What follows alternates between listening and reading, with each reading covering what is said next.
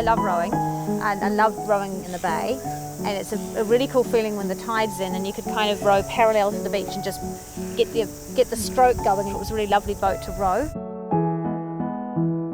Because I'm the younger child, I just kind of wambled along and just picked it up as we went along. You know, I think as a younger child, I might have picked it up earlier because it's what was going on, you know. And I do remember going on adventures or explorations and going around to the tree. When the tide is high and the water's quite shallow, you can sort of explore around the rocks. And we'd either walk towing the dinghy if we were collecting firewood or pine cones, and we'd go on these missions to get firewood to have a big bonfire. And we'd take the dinghy with us and sort of walk along in the warm water towing it behind us. You're just going on adventures in it.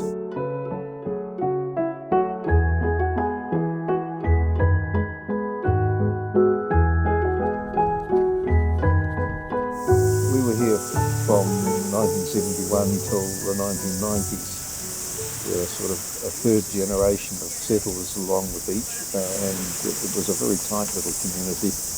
And waking up to the sound of the sea, not having to get on a bus and go to the city, reading a book after we'd had a leisurely breakfast, getting the kids out on the beach, going for walks.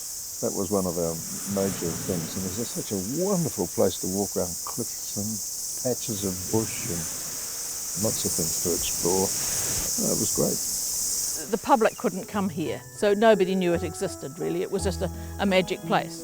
Just to be on the sea edge was just something that never in our wildest dreams did we think we'd achieve that.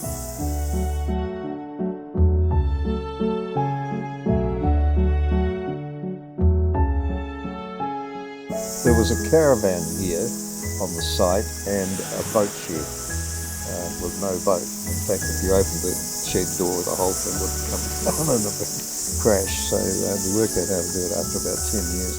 The four of us slept in the boat shed at night. We didn't sleep in the caravan. There were too many holes in the caravan to sleep in it. We cooked meals in the caravan. We did have a stove with a hot plate in the shed, and there was a fridge in the shed. That's where the electricity was, and there was a gas fire in the caravan to cook on, and we cooked on the beach quite a bit.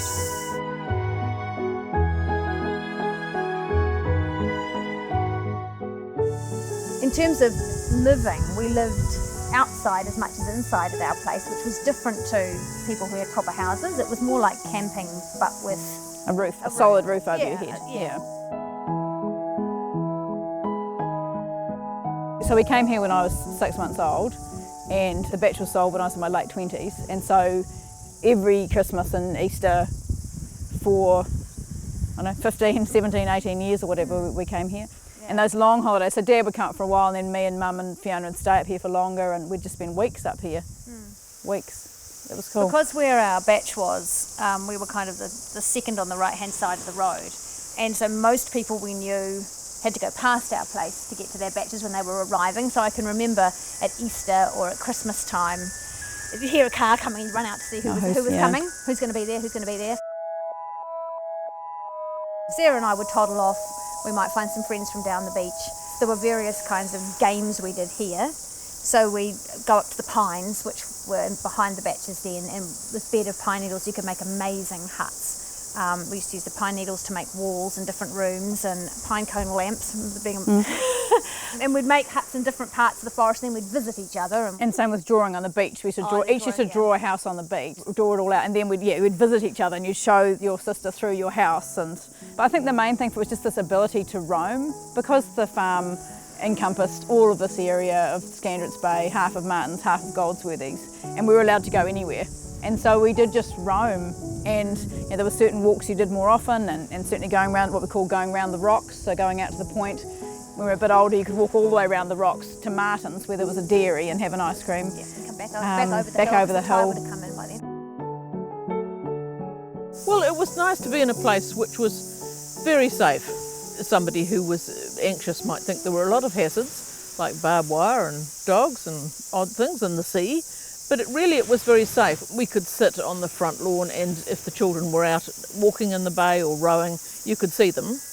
But they could just occupy themselves for hours. There was always things to do. We made sure they could swim and handle the boat and snorkel and that sort of thing.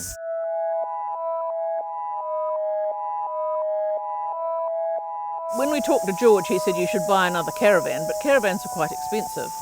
And so we said, no, we think we'll build another shed. And he said, well, it has to be a relocatable farm shed, because by then there was some sort of planning laws and you couldn't have a permanent structure. So we put it on some piles with big long runners going crossways, and then we built the batch on top of there. We had no building skills at all, and Gordon had a fourth form textbook which we used to learn the skills. Did you have advice from anybody? Oh, well, we had builders who were friends. Yes. They just came and laughed at it. But never mind. Gordon just worked it out. We built the frames on the grass, studs and the doings, and then I think we built all four sides. We put the windows in, but we forgot to put flashings over the windows. Well, we didn't know because it wasn't in the textbook of the school survey. It always leaked a bit, but that didn't seem to matter. About where I'm standing now would be where the shed was. The caravan was also here, but it went that way. The shed went acrossways. And we had a door at the back. When you came in, that's the view. It was about this far, or perhaps a bit further down from the front of the beach. And the beach had a very old post and wire fence, along with posts that were cut in the 1850s, I would think. I personally got involved in an interest in wildlife, and this was a wonderful property because it was completely isolated from the rest of the peninsula and had lots of rare birds and plants, and I spent a lot of time learning how to take wildlife photographs and things on the reef, and that ended up shifting from being a current affairs producer into making wildlife and outdoor films. So I had plenty to occupy my mind in between reading a book. Yeah. I think what you get from this kind of experience, which has the two elements of the freedom to range wherever you wanted and the coming back to a place. For us, firstly, the germs, if you like, or the seeds of imagination, and gave us a sense of self-reliance. And a bit like a child in a book, you know, when you read children's books, there are never any parents telling you what to do. You have agency. So we had agency. Yeah. Even though it's been 20 years now since we handed the lease over and the park was set up, I still dream about it a lot. This is the place I like to come to think. I love to bring my kids here. I think of it as being I remember somewhere where I always felt peaceful and calm. It was kind of like it opened a window, those periods of time, didn't it? And then when that period of time was over, the window shut. It's very hard to describe.